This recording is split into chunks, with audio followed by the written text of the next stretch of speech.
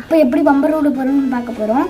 நான் உங்களுக்கு எப்படி சொல்லித்தரேன்னா, இப்படி பம்பரத்தை இப்படி இப்படி பிடிச்சிட்டு நல்லா கட்டி பிடிச்சிட்டு நல்லா சுற்றிக்கணும். நம்ம தடுக்க வரும்போதெல்லாம் திரும்ப ரிவேர்ஸ் வரணும்.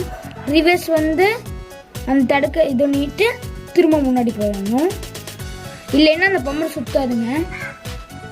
அதுக்கப்புறம் நல்லா சுற்றிட்டு இதில் இந்த பக்கம் இது நீங்கள் இது மாட்டிக்கணும். மாட்டினாவே விட முடியும். உள்ளே விட்டுட்டு இது இப்படி பிடிச்சிட்டு இது இந்த கை இப்படி இந்த கையை இதை பிடிச்சிட்டு இது இப்படி பிடிச்சிக்கணும். இந்த கம்பி இருக்குல்ல இது இப்படி பிடிச்சி